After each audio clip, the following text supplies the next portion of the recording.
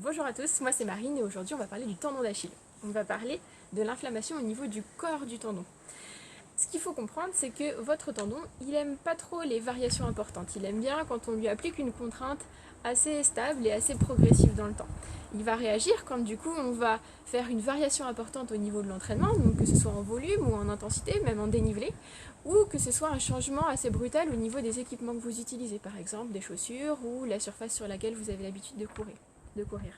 Donc on peut résumer ça à partir d'un schéma. Donc ici ça représente la contrainte que vous mettez sur votre tendon.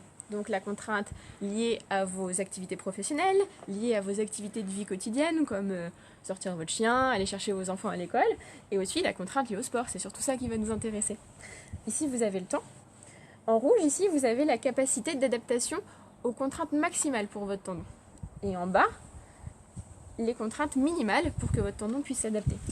Donc si vous faites des entraînements trop durs par rapport à la capacité de votre tendon. Du coup, c'est là où votre tendon il va commencer à se dire là il y a quelque chose qui va pas, et donc du coup il va réagir. Donc il va faire mal, il va s'épaissir, il va devenir inflammatoire.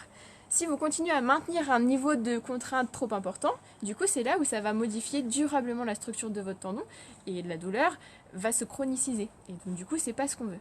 C'est en ça qu'il va falloir pas forcément arrêter l'activité, mais lever le pied pour que vous reveniez sur des contraintes plus raisonnable.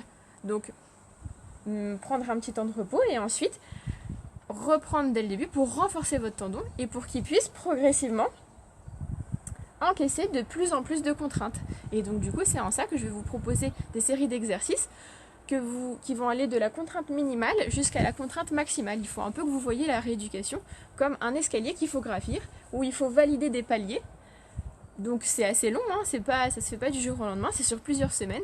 Et il va falloir que votre tendon il puisse être capable de répondre à une contrainte progressive que vous lui appliquez. Donc c'est en ça que les consignes pendant la rééducation, c'est on accepte un niveau de douleur à la fin des exercices, un niveau de douleur modéré, donc autour de 3 sur 10 sur une échelle de douleur. Après les exercices, je veux pas de douleur, et le lendemain matin, au réveil, pas de douleur augmentée non plus. Sinon, c'est que les exercices sont trop intenses, et du coup, il faut revenir à un niveau un peu plus facile.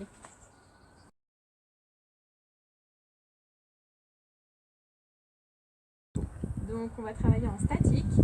On appuie sur les deux pieds si ça fait trop mal sur un pied. On va de 45 secondes. Et on va répéter ça 5 fois. Et on peut le faire plusieurs fois dans la journée. Si ça va, vous pouvez le faire sur un pied.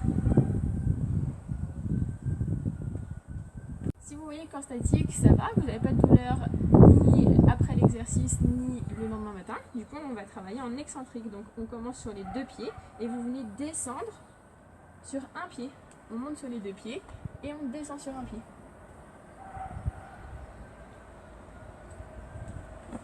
Ça se passe bien, on va pareil mettre un petit peu plus de force, de contrainte sur le tendon. On va travailler sur un pied, la montée et la descente, donc l'excentrique et du concentrique.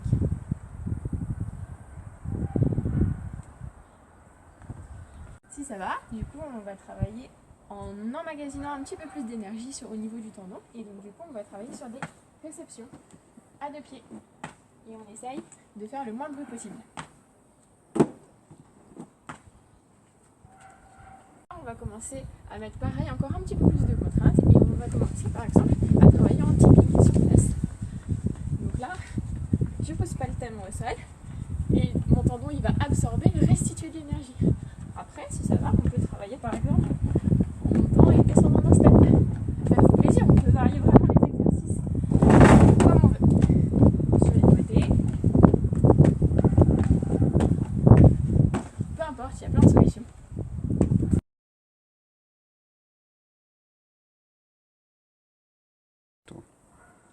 Donc vous avez repris la course un petit peu, ça se passe plutôt bien.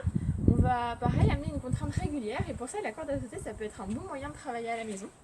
Donc on va commencer sur le pied. Si ça va, on alterne. Si ça va, pourquoi pas sur un pied.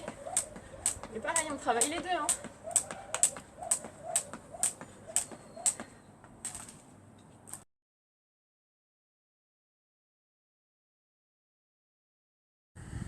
N'oubliez pas que vous êtes peut-être blessé, votre tendon est inflammatoire, mais ça ne vous empêche pas de faire plein de choses. Du vélo, de la natation, du renforcement musculaire, du gainage. Il y a plein d'exercices que vous pouvez faire.